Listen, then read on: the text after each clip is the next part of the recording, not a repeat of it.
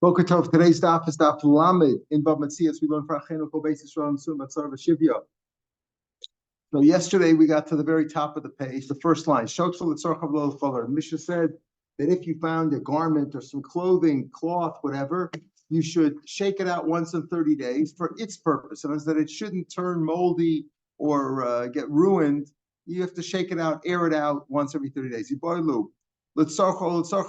What happens? You're not supposed to take it out for your own purposes because you're going to ruin it.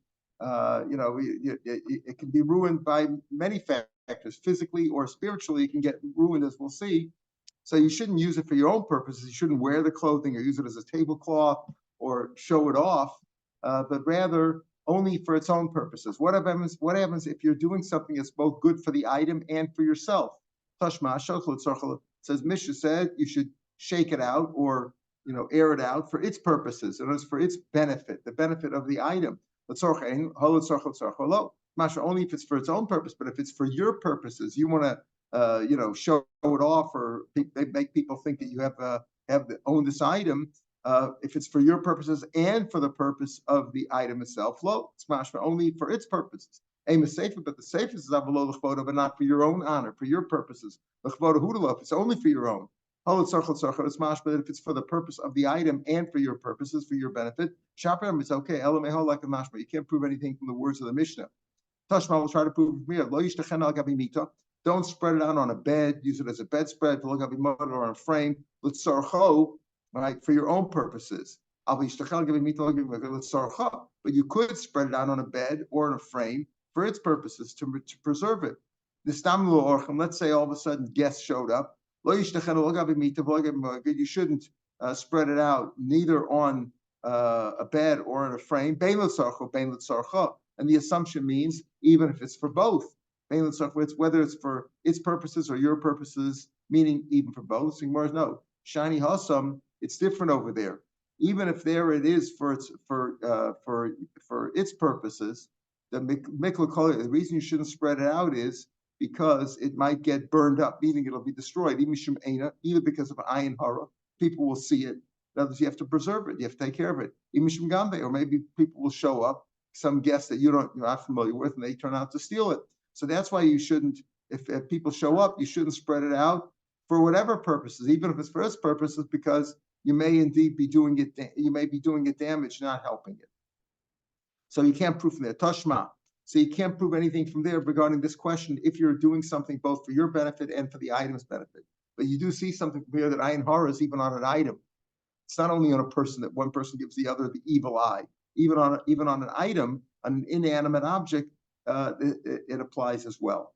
What's the word mean to miklakoli? Means literally it'll burn up, but it means over here you'll destroy it. Miklakoli is usually like burning something up. It means destroying it, but literally it's like it'll be burnt up. It doesn't mean literally you're burning it here. It just means you'll destroy it either by ayin hara or it'll be stolen, it'll be gone. Tashma. Ichnisa l'rafka, you put it into a team like a yoke. In other words, here we're talking about, what's the issue here? We're talking about egla rufa. Egla rufa, like the para aduma, you're not supposed to do any work with it. But let's say this egla rufa, right? The share low but says you shouldn't have done any work with it. Let's say you put it under a yoke in order for its benefit, meaning you put it in a rufa, and the idea is you put the animals together so that it might nurse from its mother or whatever, be together with them. And then after you put it in the vidasha and it did some threshing, it did some work, it's kosher. Why? Because your intention was only for the benefit of the animal. You put it with a team, so it would be able either to nurse or it'll be together with other animals there under the same yoke. Your intention was not for it to thresh, and it did some threshing. It's the animal still kosher as eglarufa. The shvil should take this, but let's say your kavanah was that it should both nurse for its benefit and you wanted it to thresh at the same time, then it's psula. Here's a case where he did it for his own purposes, meaning for threshing.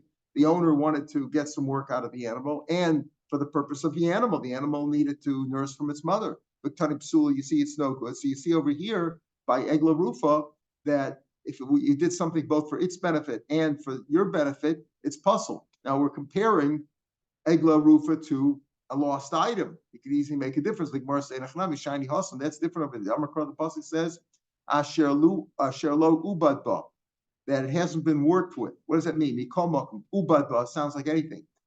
So if you can't work with it, so you did some work with it. If you can't do any work with it, if not meaning not you can't do any work, if no work was done with it, ubad is like what is that, Michael? Like any work was done with it, right? So if that's the case, even in the first case where your intention was only to help the animal, putting it into under the yoke with the other animals, your animal and then it thresh, also it should be no good because work was done with it. It says halodami elolaha. This is only comparable to a different case, not the case of egla rufa, but the case of egla rufa is comparable to the case of paraduma. There we also find that you can't do any work with the animal. Ditnan shachalov. Let's say a bird came down. You have a good egla rufa, all red, no black hairs, no white hairs. It's all perfect. All of a sudden, a bird comes down and sits on the back of the paraduma. So with that ruin, shachalov ksher, it's kosher, right? You didn't do it. You did some work. It schlepped this bird around now, right? It's kosher. However, if an animal, a male animal, tried to mate with it, then it's puzzle, right? Puzzle. That's considered, doing some work with it. So, all means anything came up on the animal, including a male animal. So, my time, what's the reason? What's the reason why if a bird went on it, it's kosher? Whereas if an animal tried to mate with it, then it's puzzle. This is then my time. Ubad. If the words in the Torah would have been written ubad with a vav in there, ayin vav beis dalet, the Korean and ubad and work. It means work was done with it. Even any work done with it, even if a bird happened to rest on its back, even though you didn't do anything, it just happened by itself. Iksiv avad, the Korean avad. And if it would have said, if the pasuk would have said avad as it does, and we read it as avad, until you did some work with it, right? That's you did work. You didn't do any work with it. Even if a male animal tried to mate with it, you didn't do anything. It did it by its own. Hashdichsiv avad, but now it says avad. The Korean and ubad. In other words, the words are without the vav. The way it's written in the Torah, it says avad. The Korean ubad we say lo ubad ba v'lo Allah ol asher lo ubad, but we read it as ubad, but it says avad. Be'inan ubad dumya de avad. So you need. Work was done with it, the way it would be similar to the way you did work with it. Just like if you did work with it, obviously you did it because you were happy about it, you were satisfied with it. Also to so here also that's why it's so good. So if the bird sat on it, doesn't give you any pleasure. That's why it's kosher. But if another animal made with it, maybe that would give you some satisfaction. So therefore, that's why that's puzzle. So the same thing over here, and that's what we're comparing to. We're comparing egla rufa to paraduma, and Rashi says this is the answer, right? So therefore, it's different. But it's different over there because some work was done with it that you were happy with it, even though you didn't actually. If you just put it under the team and it did some work, so you didn't do anything. You didn't do anything. If Nisa L'Rafka V'Dasha, you didn't do anything. It did it on its own. But if you did work with it similar to what you're happy with now, so then you're happy with it, and if you're happy with it, that makes it puzzle, and therefore it's so. Rashi says your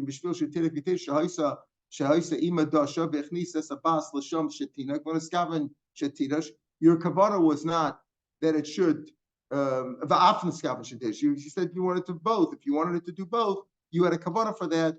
Then it's okay. So it's a little bit the comparison is a little bit difficult because in the case of egla rufa, where you put it in, you say you just put it in for into the yoke in order for its own benefit, and it did some work, it's still kosher, right? Because you didn't have any intention for that. Maybe that didn't satisfy you. That's why it's okay. But if you put it in so that it should nurse, but also you had kavanah for that, then it's puzzle because you had kavanah both, and that's different. Why is that? Because you had kavanah. It's ma obed. In other words, he's happy about it. In the first case, you have to say he wasn't happy about it. In the second case, where he put it in both for nursing and for threshing, he's happy about it, and that's why it's puzzle. Because the word avad, if you read avad without the vav, means you did it. So just you did it because you wanted to do it. You were satisfied about it. You would never say that. No, you could say, the point is, no, yeah, so we normally we mean, takes it by right. on his own. Yeah, because maybe, right. Probably, Right. but probably we don't make a difference. We butler, I'd say, so call them. And as normally a person is happy for that kind of action. You don't go by the individual person. Right. You can't determine a person's own knowledge. You can't, you have to do a general rule. You can't go, well, we don't know if he's happy or not. He can claim he's not happy in order to make the animal kosher and worth a lot more money. You have to say, butler, I'd say, so call them. Right. You can't go by that. You have to go by the general, but people generally would feel. People generally would feel that kind of an action would make them satisfied. Tanabanam. Hamotzi kliyes. Let's say, so he said the Mishnah, klei kesef v'klei nechoshes. So it depends on the kind of items that you find. If you find silver items, brass items, you can use them, again, for their own purposes, to help them, to preserve them, but not for them to get eroded or to be ruined. So, Taraban the Brisa, let's say you find wooden vessels, you should use them, because if you don't use them, they will rot. If you find copper, brass items, you can use them with hot water. Hot water you can use, but not fire. Because the fire erodes them. If you find silver items, it's only in cold. Because if you use them in hot water on silver, because that can tarnish them. My grief is if you have rakes and axes that you find, these are already, kinds of kalim used, in work, not just vessels like silver or wooden vessels for holding things, for putting food in. You can use them for soft items. In other words, these are items, a rake, you're gathering up to dirt or rocks or whatever, or axes. You can use them against soft materials, not hard ones, because that damages them. If you have gold items, gold vessels or glass items, don't touch them at all, because anything you do can ruin them. Leave them aside until touches them. Whatever you do can ruin them. Just like we said, this is how you should treat a lost item that you found. The same thing if somebody gives you a deposit, something to hold on to. It says same kash we had yesterday. If it's because somebody gave you something to hold on to, they deposited it with you, you're not supposed to touch it. You're supposed to leave it. That if a lost item, the owner doesn't know that it's lost, so you're trying to preserve it for him. That's part of Hashavas Aveda. You preserve it for him. You take care of it until he gets back. But here the guy gave it to you. What business do you have using it all? It was a bekadon. There was if something was deposited with you, but the owner left for a long period of time. So it's either understood that you should be taking care of it, otherwise it'll deteriorate, get tarnished, erode, etc., rot, and therefore you should take care of it. Let's say you found a sack or a basket called a something that a person would not take even if it was his own. You find somebody lost a big basket, and it's embarrassing for an honored person of honor, an elderly person or a rabbi or somebody chashuv, to take it. Don't touch it at all. No, how do we know this? Tonar Bar Pasuk says, it says you shouldn't.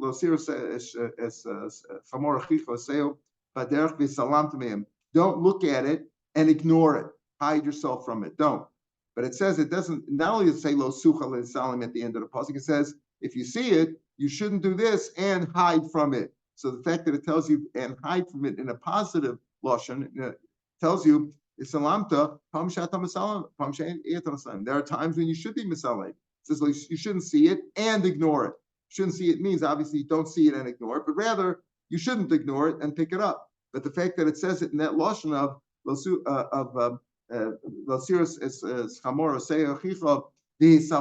and you should ignore it, telling you that sometimes you ignore it and sometimes you don't. Okay, so when would you ignore a lost item? So the Gemara gives several cases. Okay, so let's say you're a Kohen and the item is in a cemetery. Kohen can't go into a cemetery. Even for his own item, he couldn't go into a cemetery.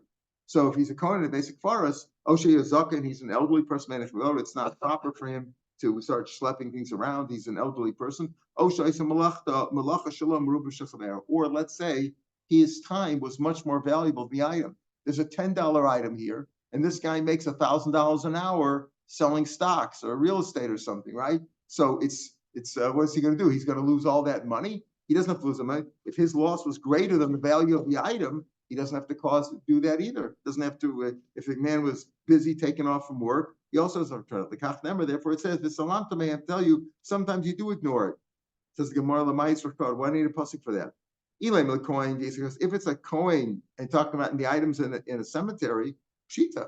Let's say the pasuk wouldn't tell you. Sometimes you can ignore it. You're a coin. It's in the basic parts. What do you expect? You're going to go in there. High essay, high losses of essay. What's the essay? Hashav Tishivain.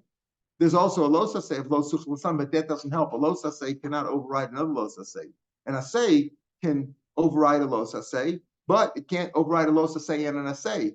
A Kohen has both, in order not to defile himself, he has both an assay and a los assay. He has an assay of kedoshim yiyu, and he has a los assay of lenefesh lo yitame b'amav kiyum l'shera karvela, right? So he has an essay and a los assay. So there's an assay of returning lost item, but it's not docha los assay the essay, as like Morris says in Yuvama Stadal there, but the essay not being docha los assay in an essay or a los assay sheish pakoras. So here, I know anyway. What I need a pasuk to tell me that a Kohen shouldn't go in there. Why would I think that he could? Hashav Tishim does not override the los assay and essay of a Kohen not defiling. Below essay, v'docha los assay. An essay cannot be docha a los assay together with an essay. This is Isser. This is just money. Money matters always are not as important or don't take the same high criteria as Isser. This is an Isser. He can't be matami himself. It's not a money matter. Money is always considered of a lesser importance. So here, how would you think that a Kohen should be matame just to return a lost item? So we don't really need a pasuk for that. Maybe the pasuk is Eshalo Meruba Mishel Chavero. Oh, if your loss was greater than the item was worth $10 and your time is worth $1,000 an hour. It's going to take you an hour to return a $10 item. Forget the item. I'll go to work and I'll pay you for the lousy item, you know. But that we don't need pasuk for either. The pasuk says, pasuk shot is that there will never be poor, there will never be a loss of poor people, right? That we sort of know inherently. The pasuk doesn't. There's always somebody poor. Although the truth is that there are no Evyonim today, even in Israel or even in Asa. You know, they all have food. Nobody's dying on the streets like they used to do in Africa. What? An Evyon is a person who is so poverty-stricken that he has nothing to eat. And basically, it's sometimes an ani is like less than $200 or 200 whatever the money was. But nobody's starving here. Nobody's starving in the streets. You know, you used to see those pictures of Biafra, you remember, whatever it was, those kids with the bloated stomachs dying of starvation, like they're telling you stories that they're dying in Oz of starvation. They're just there's more food there than they could eat, but it's all being stolen. Anyway, what does that mean? There will be no poor? Meaning, tell me, don't make yourself poor. There's no mitzvah. There's no mitzvah to make myself poor that I should lose money to help this guy. If I have extra money, I'm supposed to give to the poor, but I don't have to become poor in order to help somebody else. So he says over here. So it's also a drasha. He says the pasuk. Rashi says, don't put yourself into poverty. So I shouldn't have to lose money. You know, it's not logical that I should lose $1,000 to save this guy $10. So I don't need a pasuk for that. People do this all the time. They do what? They lose money. Okay. All the time. Yeah, but you don't have to become poor to do it. In other words, we don't always become. Okay, so the point is though that let's say he has no money right now. He's going to work and he's going to make $100, and this item was worth $10, so doesn't pay for him to do it. He's going to lose money here. It's not blanket. It doesn't mean we can't. You can't. No, it doesn't mean that. Yeah, you don't have to. You don't have. No, it's not just how many. You don't have to lose money for this guy to make money. You don't have to lose money. Who says that they're losing money for it?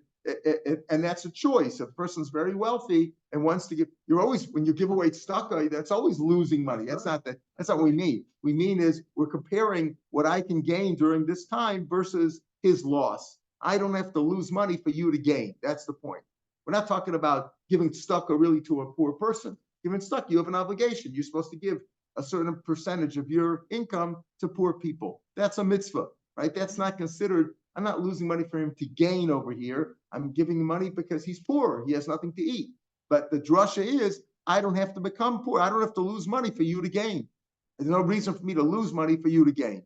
That's the point. You don't have to make yourself poor, meaning not literally poor that you won't have what to eat, but you shouldn't bring yourself to that. You shouldn't live like say a person can spend all his day doing mitzvos and losing all his money. That you don't have to do. Even when it comes to mitzvahs that you're supposed to do, you're not supposed to be mivazas more than a fifth of your assets or a third, depending on what the case is, like for a pair of tefillin or for a lulav or whatever it is. You're supposed to spend more money, but you don't have to become poor. Shapiro has all these stories about people who give away all their money to do mitzvahs. Okay, so I don't think they gave it all away. I think they still have a stash in Switzerland somewhere. The stories are a little bit, The world doesn't give you money. Right. Yeah, they're doing quite well. Right. They embellish things a little bit. Anyway. Ella, so what do you really need the pasuk for? I don't need the pasuk to tell me that a coin shouldn't go into race. I don't need to tell me that if I'm losing money, it doesn't pay for me. I'm not gonna spend $1,000 to save this guy $10. So what does it mean? It's for the zaken. That's the chiddush. That let's say he's not losing any money, but he's a zaken. It's not proper for him to schlep this stuff up. He's an older man. He doesn't have to do it. That's what means b'salam. Amar Rabba. Even though you're absolved of returning the item in this case, let's say one of these cases, well, not in the case of the basic boros, but in the case of a zaken, let's say, he doesn't have to return it because it does not become it for him to start taking an animal, etc. It's not proper for him. So Amrabi Kisha, but once he kicks the item, right? Once he hit it, let's say he saw an older man, and it's not l'pich bodo to return it, but once he took a stick and he pushed the animal, he says, go home, once he did that, Ikisha chayiv, but then he's responsible. Once he starts, he must return it all the way. In other words, sometimes I've seen this, sometimes somebody tries to do somebody a favor, but if they do a half favor, they're doing him a disservice. Somebody picks up your item that you have in a certain place and they think they're doing you a favor, they put it over there. Once you take it, make sure the guy gets it back. Same thing with seeing this, an elderly person is only knows how to go home in a certain way. And somebody says, oh, I'll do him a favor, I'll give him a ride. And he drops him off at a different corner. The man's not familiar with that corner, thinks I'm giving him a favor. He's not doing him a favor. He's making it more difficult for him. Once you start a mitzvah, make sure you complete it. Abai have a Yosef Kamei Rabbah. Abai was sitting in front of his Rebbe Rabbah. He saw some goats, the kaimu, that were standing there. Shakal Kali, he took a clod of earth, Vashadabu, and he threw it at him as if to say, go home. Amalei, so Rabbah told Abaya, once you started to push them, you're mechuyev now to return them all the way. Kum, get up, adrin, and return them to their owner. Iboilu, let's say out in the field, it's not so dishonorable for this older man to return the item, but in the city, it doesn't look so proper for him. So what happens if he would return it in the field? He would return it, but now he's got to return it in the city. What do you say there, Mao? Do you say once, let's say the animal started out in the field, and he could return him there, but it's not proper for him to do it in the city. Do you say once you started, you have to return it all the way, even in the city? Do you say, well, his derech is in the field, yes, but in the city not? And since he was in the field, still he's not mechuyev. Odilma b'sadam is chayev. He's chayev to return it once he's in the field, but keeping the chayev b'sadam, chayev of year, he's got to turn it all the way in the city too. Now, how do you learn that? I don't know if it's the same case necessarily. Rashi says, yeah. What is the case? Where a man is an older man, it's not proper for him. He's embarrassed, to return something in the city where people see him, but out in the field that people don't see him so much. It's not. If he's out in the field, not such an embarrassment. So here, Mao, is he chayiv to return it in the city? Do you say that since he's not proper for the city, he's putter entirely, doesn't have to return it? Or do you say since he's chayiv in the field, once he's chayiv a little bit, he has to return it also in the city? What do you say there? Should he start? In other words, let's say that the animal's lost out in the field.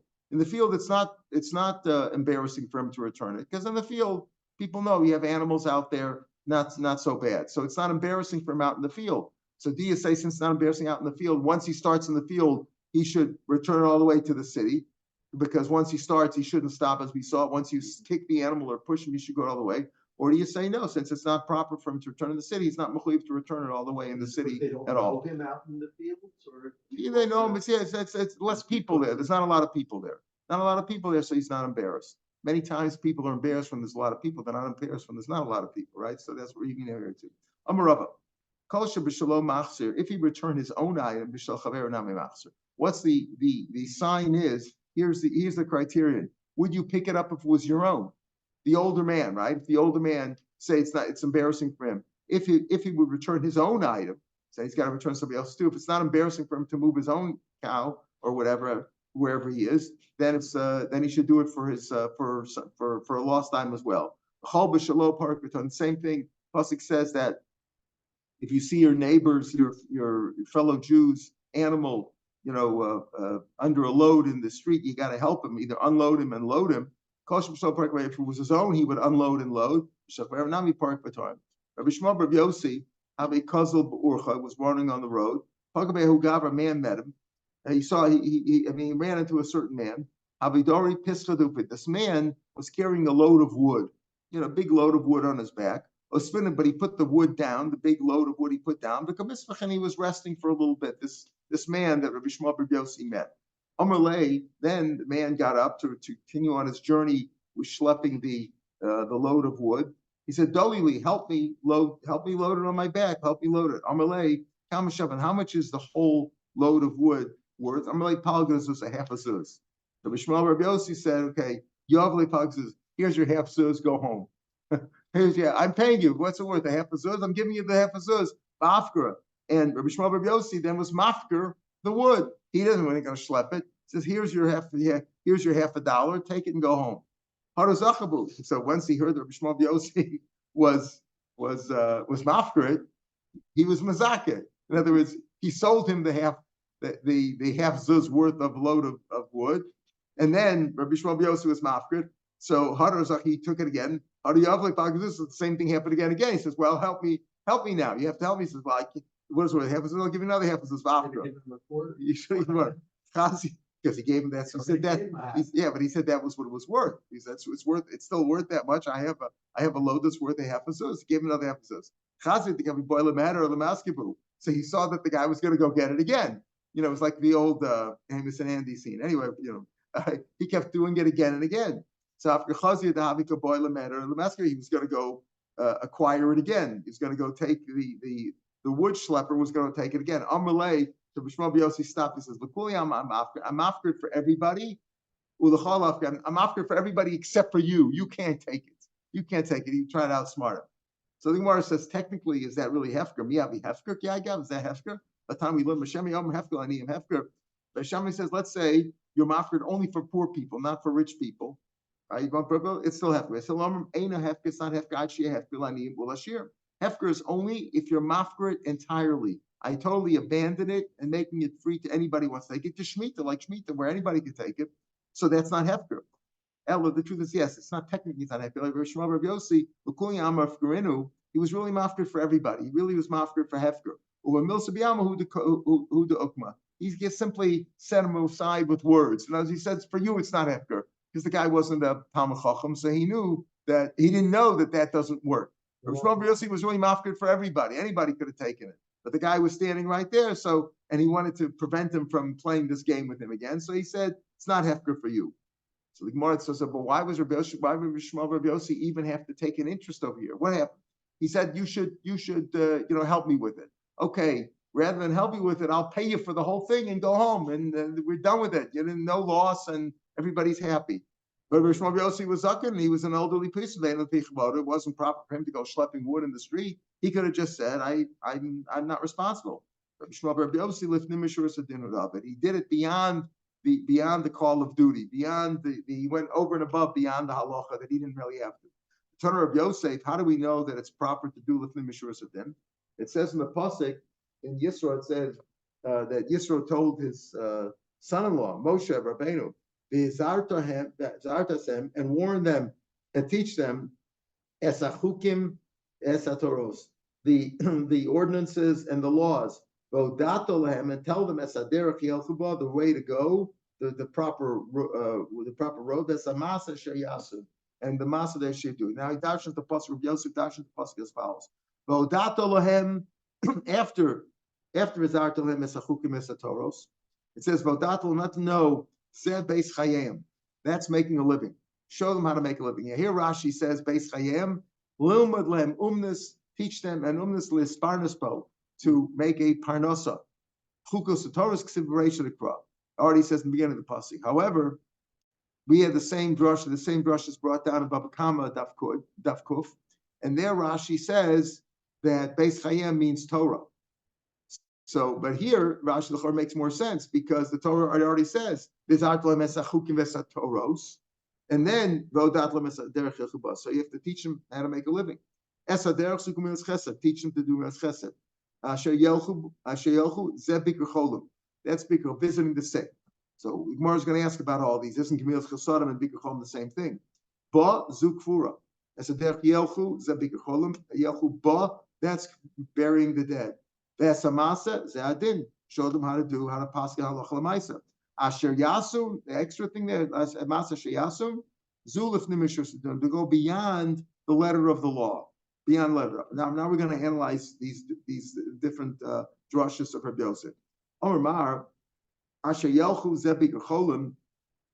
Asher yelchu zeh bikur cholim. Go, you should visit the sick. Isn't that the same as acts of kindness? That's also a kind of an act of kindness. So Israel ben Gilo.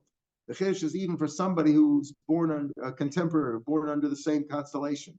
The Omer Mar, he says that ben Gilo no tlech mishishim b'cholyo. If a person of ben Gil, you're born at the same time as the sick person. When you visit him, you take 1/60th of his machla. That means that you absorb it. Even so, you have to do it. That's the chiddush. Gemilas chesed means simply when I do an act of kindness and there's no real harm to me.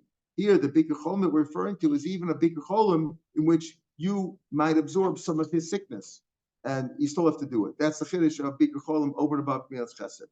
Bazu kfura. So that's also Gemilas chesed. What is kfura? Burying somebody. That's called, what is that called? Chesed shel emes, because you're not expecting anything in return. So isn't that really Gemilas chesed? When it comes to Gemilas chesed or other mitzvahs like a Shavas Aveda, if it's a zaken and it's not proper for him to do, you don't have to do it. But over here, burying the dead, even if you're an elderly person and it's not proper for you to get involved, yes, you have to dig the grave and help him and bury the guy. Asher Yasu, Zulif Nimishur Sadin. That's beyond Shur Sadin. Obviously, Masa is the Torah, that's the din, and Lif Nimishur Sadin. Damar Belcham, L'chav Yerushalayim Elo Shadana Bez Din Torah. Yerushalayim was destroyed because they paskin halacha, they judged it according to the din Torah. What do you mean? What's wrong with that? Eladin the big Zeladina. Should they judge things where it's like cutting off? Rashi says that's. But to me, it means that people just make arbitrary halachas. Judges don't know the law, and they just they use strength and all kinds of actions just to not following any judgment, not following any you might call it any charter or any constitution or anything like that or any Torah. They just do it on their own. They're arbitrary. So that's what they should do. What do you mean? The Yerushalayim was destroyed because they followed the Torah. What sense does that make? Because they judged according to the Torah. And what should they judge? Not according to the Torah. Elaima shemidu denem al din Torah, because they went strictly according to the din Torah. And they didn't do with nimishur. Sometimes a judge has to understand whether he's a judge in a regular court or a rabbi or whatever. You should go beyond the letter of the law and do more than you're supposed to, and the Torah requires you to do. The Mishnah says, Ezu hi aveda. And what's the lost? Now, we don't know what a lost item is. We've been talking already about chickens and about silver vessels and about clothing, etc. What do you mean by that? So we'll see. How do you know that it's a lost item and the man didn't intentionally put it there? For example, we had before money. If there's a suffix, if it's a suffix, if a guy possibly put it, let's say somebody left some money in a cubby over here. He put it there. It didn't just fall in there. So, If it's possible, it could have fallen in there, but if it's a suffix, you're supposed to leave it, because since it doesn't have a simon, if it has a simon, then you can take it. It's got it in a wallet or something, fine. But if otherwise it doesn't have a simon, leave it there. So when do you leave something? When is it a loss, and when is it a lost item, when is it not? So if you find a donkey or a cow grazing on the road, ain't so bad. That's not a beta. Maybe his owner put him there. His owner wanted him to walk down the road and graze on the side of the road. Let's say you find a donkey and what he had on his back is falling apart, is falling off. That's lost. The owner didn't send him out that way. When the things on his back, the blankets or whatever Caleb he was carrying are all convoluted. Para rotza benekramor, if you find the cow running among the vines. The owner does not want his cow running among the vines, ruining the vineyard and possibly injuring the cow. Then it's lost. That's a loss. Let's say you returned it and ran away again. The owner was a schlep and he didn't tie it up, whatever, put it away, and you returned it. And you returned it again and it ran away. Meaning many times you got to keep returning. You have to keep returning it. If the guy is still Mekayim a mitzvah, the guy's an idiot. At a certain point in time, you'll find some other solution, but you got to keep returning it. And here's what we mentioned before also. Let's say he could have earned a seller, which is a substantial amount of money in the time that it took him to return it. Lo yomer lo, he can't say tell me seller. He can't say, if he didn't make up with the guy in advance, he can't say, give me a seller. Again, let's say a worker gets $10 an hour, but this guy is an expert or whatever. He made $100. It could make $100 in an hour, and he says, "Listen, you got to pay me the $100. I could have earned $100 during that time."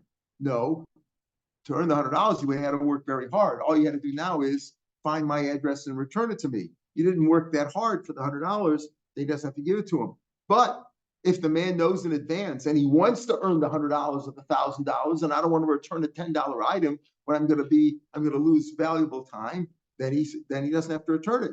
In Yesham Bezdin, if there's a Bezdin, meaning a Bezdin, let's say, that he can go to Bezdin and say, listen, Masan Lifnei Bezdin, he can say, listen, I have an item to return here. I found this lost item. It's not worth my time to return a $10 item when I can go to work and earn $1,000.